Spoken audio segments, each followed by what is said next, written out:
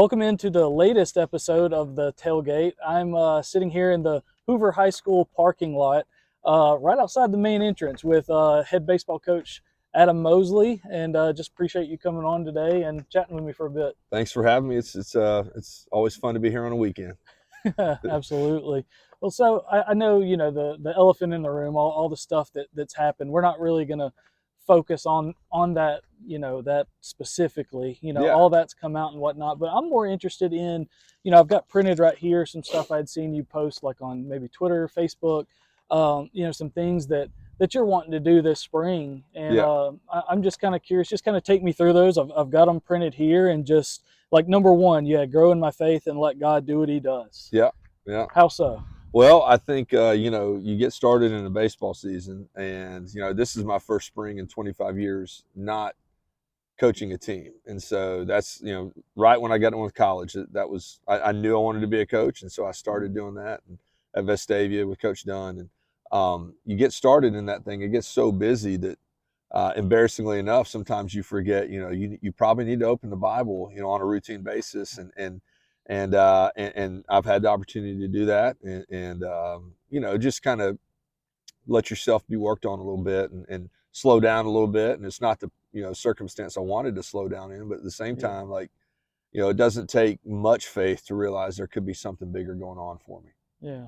Number two there, be a better, more present dad for your kids. How about that? You been busy? Well, we have 4 children, and we had 3 daughters, and then two seasons ago, my son was born on opening day. I had to leave. You had to leave the dugout opening day. My assistant coach came up to me and said, "Hey, you need to leave." You need to head and out. I was like, "Huh?" And then he told me, what was going on. So I broke a lot of speed laws going to the hospital to make it there in time. And but you had the flashers on. Yeah, sure, yeah, I'm sure. No, we're just not going to talk anymore about that. But the interesting thing is, like, this time of year, my oldest daughter plays soccer and volleyball. My middle daughter plays soccer as well. So like my wife's just had to take all of it, and so this is a chance for me to be more involved with them in some important seasons for them. But then my son, he knew one thing to say to me. It was "Bye, Dad," and it was every morning, "Bye, Daddy." And now he at least knows I come home in the afternoon. And so again, I think it's just God giving me a chance to maybe be a little more involved in his life. Coaches take on that role of being a dad, or not even a dad, just an important figure for a lot of other people's children, and probably we're around other people's kids more than we're around our own. And this is maybe a chance for me to kind of flip that script, at least for a season. Yeah.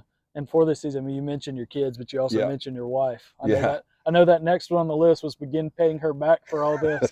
You've been doing some laundry? What you been doing? Laundry, stuff around the house. Big one is just like, hey, my son's name is Rhett. I'm going to take Rhett, and you just go do something. And she started her own business, which is going well. And it gives her maybe a little more chance. It's not like we got free time. We got 4 kids. I don't think it would matter if you made $6 million a year or $6 a year. You're going to be busy with 4 kids no matter what. So I mean, we've only got one, and he's about the same age. You mentioned his Rhett, and it's busy all the time, and that's just one. Yeah. So I can't imagine. It's a great busy though. I'd much rather be busy with that than doing nothing. That's for sure. Oh yeah. So, some of the other things, some baseball specific stuff, evaluate everything about your coaching philosophy. I know we're recording this in early February, so it hasn't been but a couple weeks. Right. But what have you evaluated, and what do you evaluate? Like, what's your kind of plan of attack there? Yeah, so I actually sat down and broke it down. I'm kind of a spreadsheet guy when it comes to this stuff, and just started making columns of things, like offense, defense, character, education, communication, all these things, and just start trying to talk to people who I know do it well, and learn from them. And I got to visit Starkville last week, and going to go see Auburn at some point. Some other people, go visit some of our local high school programs that'll let me go, and just be around these guys that do maybe some things I have a lot of respect for in the game, and just try and incorporate 1 or 2 things, and maybe create a better product on our end here at Hoover by the end of the day. Yeah. So you mentioned, do you have any idea what local high schools you might go to? Well, I know you are such a trustful guy, but Jeff is one of my better friends in coaching. I'm sure when he allows the facade to come down and allows me a security pass to get past the security guards at his practice. Those are important. They I've got one in are. the truck. Yeah, there you go. That's good. So maybe I'll be media. That's what I'll be. But I would love to go watch. Go see what they do. I mean, the successful people are successful for a reason. They're not successful because they just have people rolling in all that. No matter what everybody thinks, they're not great because of just because of the players, because they take them and they put them in. So that would involve, honestly, just about everybody watching them play, and I think that's where a lot of it's going to happen. I may go watch Vestavia and Thompson play, and then see something Vestavia did and call Jamie and say, "Hey man, can I come watch y'all practice that or whatever," or Frankie or whatever. And I think that's the undercurrent that people don't realize about high school baseball coaches around here, that we actually, most of us like each other, and most of us have a tremendous amount of respect for what the other guy's going through. And so, those phone calls from them, even with everything I've dealt with, have been pretty special. And I'd love to watch some of these guys do what they do. Yeah. And I know the next one on here it looks a little vague. Learn to grow in every aspect of my life. Yeah. I know that's a wide, all-encompassing thing, but what are maybe, a few things that... Man, I'm a nerd. Like, that's what people don't realize. I really am a nerd about stuff. And so, like, I'm baseball wise, I'm trying to learn about biomechanics, and that's kind of where everything's going.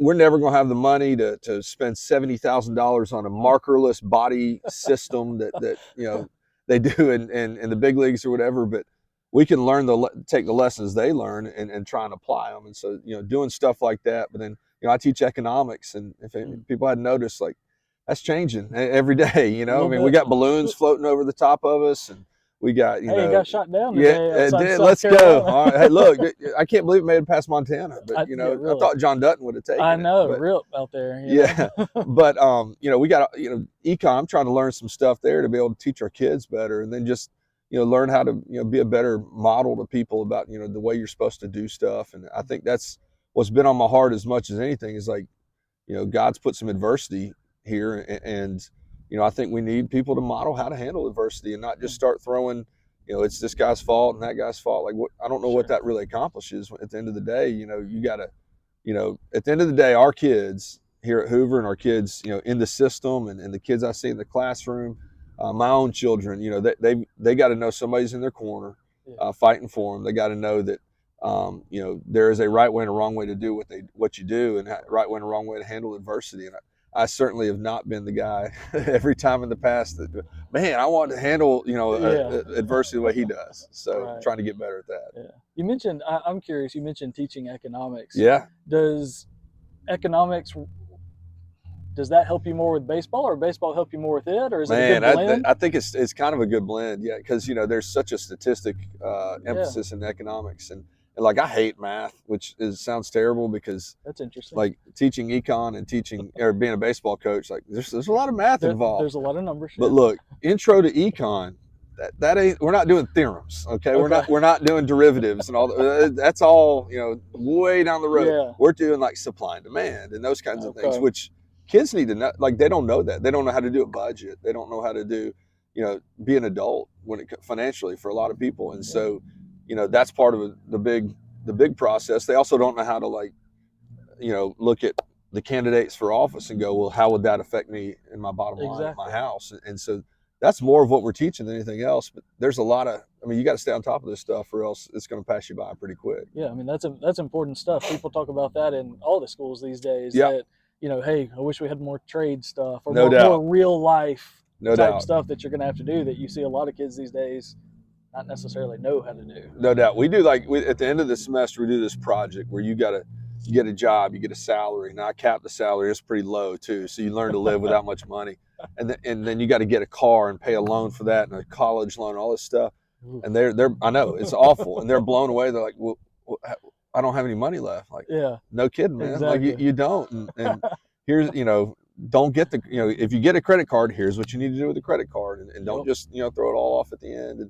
And kids, they have no concept of that stuff a lot of times. No. It's comical. Yeah. No, it reminds me of one of those first episodes of Friends where Rachel finally gets a job. She gets a job as like a waitress in the coffee shop. Yes. She gets her first paycheck, and she's like, who's FICA? Why is he getting all my money? You know, it's just. I tell them FICA is the F word to them. They're like, Coach, you talking about the F word? I'm like, not that one, fellas. The other one. And then they learn real quick, and they're like, oh yeah, that's not good. So.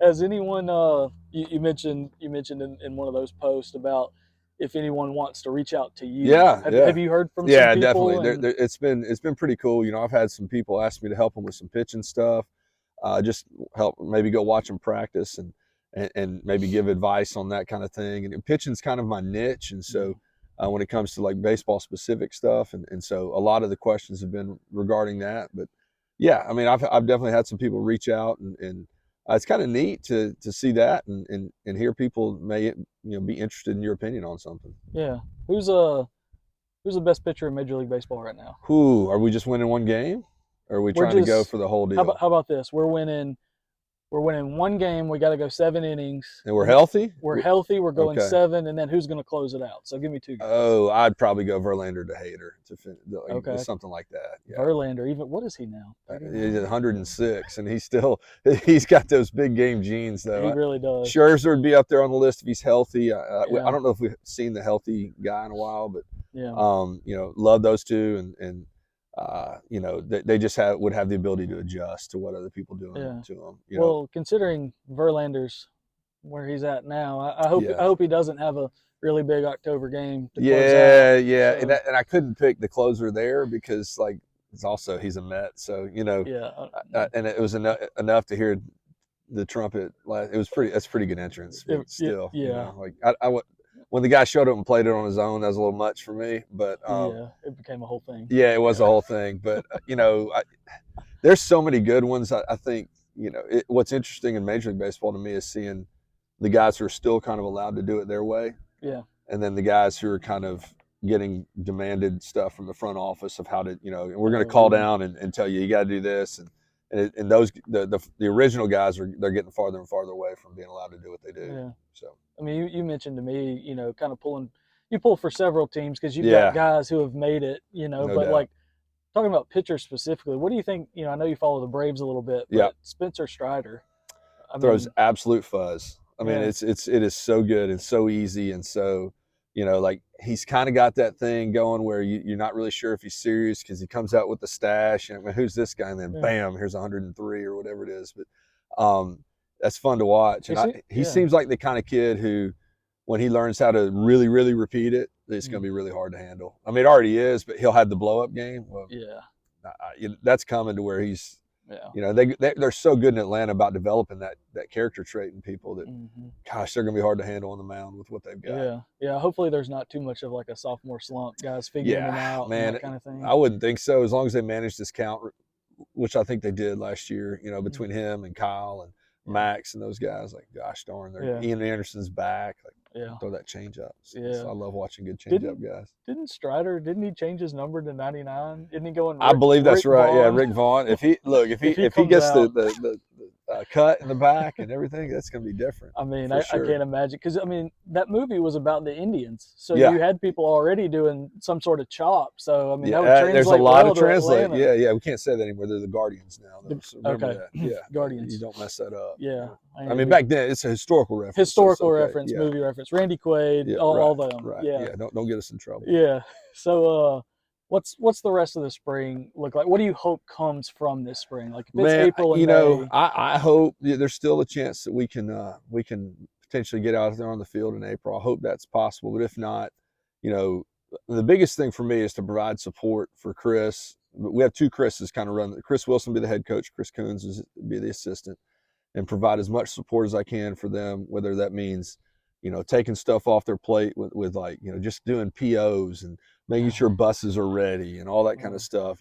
Getting the Met reserved if they need to practice, or they're going to Arizona, and I'd kind of set that trip up. We'll call in the coaches out there to make sure they're taken care of, that kind of stuff, and then just getting around it to watch good baseball and be around that, and just trying to sharpen myself while trying to be an asset in any way possible to them. Yeah. So, and then outside of that, just I hope at the end of the spring, my kids are like, Dad, man, you've been there a lot. It's probably time for you to start coaching again. I hope we got some of that going on. Yeah. Do you think I mean, I asked this kind of knowing the answer. I just want to see how much I know the answer. But next season rolls around, or Yeah, the end of the spring rolls around. Do you feel like you're going to have just an incredible re-energized kind of feeling? you know, I do. I do. I think, probably to the point of my assistant coaches probably having to go, hey, man, like, remember, we actually coached last year, but I do think there's that. There's a lot of people. I talked to a good buddy of mine, Chuck Box, who's at Texas A&M now, and he has actually taken 2 sabbatical years in his coaching career, just voluntarily both times. And he says the 2 best 2 years he's done. And so we've talked a lot about what he did and how it helped him. And he was a high school coach. Well, he's a college coach for a while, then became a private school high school coach in Mississippi, and now he's at Texas A&M. Wow. And he said it was just on his heart to take some time, get his health right. And, I deal with some health stuff like every coach does. And, I think with all that, I do think there's the chance, to slow down and be re-energized about some stuff. And I do know God made me to be a coach. He didn't make me to be a, greeter at Walmart or anything like that. So, it's what I'm supposed to do. And so, we're going to try and make the most of it when we get the chance to do it again. Yeah. And just my last thing, we've Yep. obviously talked a lot about how this affects you, how you're going to handle spring, Yeah. that kind of thing.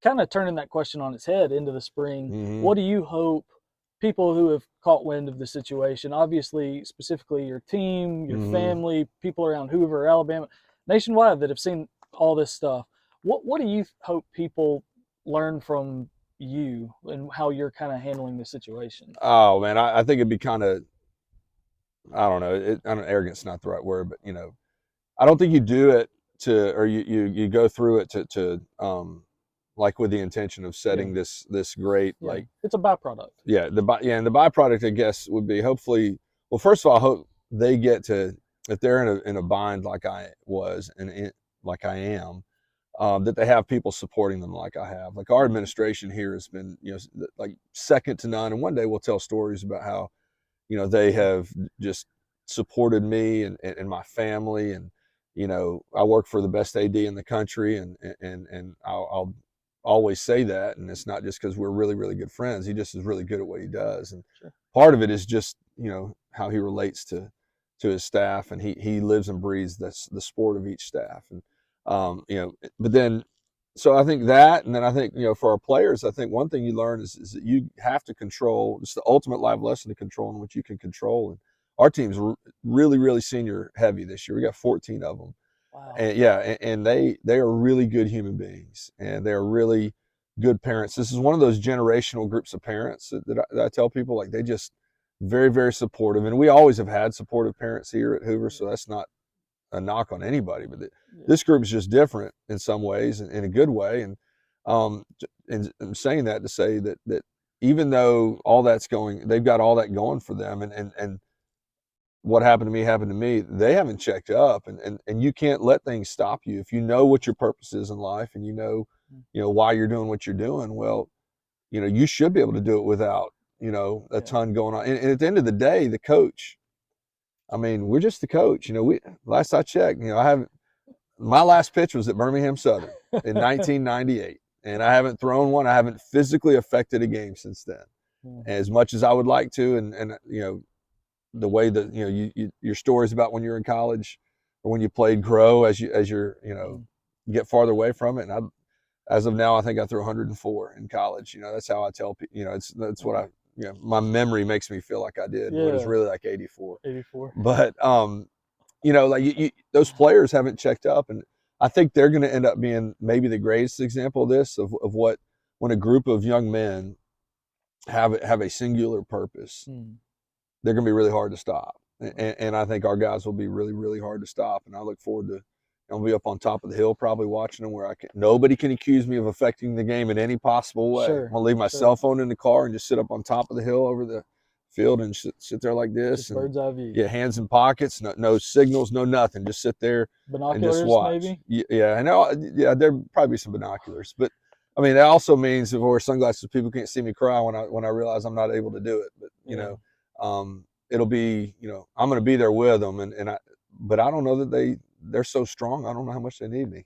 Probably not anywhere near as much as I make it out to be in my own mind. Yeah. Well, that's a well-led group all around. They are very well Parents, led. They're teachers, yes, coaches, yeah, all of them. yeah. It's one of the special things about this place and this school is that there's a lot of really good leaders here Yeah. to model yourself after. And you know, like you can go to girls basketball here. Crystal's about as good as it gets. You know, our guys basketball team's really well led. Our football team's really well led. You know, we just got all these things that you can just, you know, we got great teachers in the school, and it's a special place, and you know, success does rub off from one sport, one thing to the other, Yeah. and we got a lot of it going on here. So, Anything else, Coach? no, man, this was fun for me just to get to sit and talk about stuff. So I Yeah. appreciate you. Yeah. Appreciate you doing it. No, I appreciate you doing it. And now, look, if you interview anybody else from Hoover, now, you know, be nice. Just be nice. I'll try to be nice. Yeah. Okay. Thank y'all for watching this one. Make sure you do all the things. Like the video, subscribe to the channel, click the little bell for notifications, all that stuff. So we'll see y'all next time.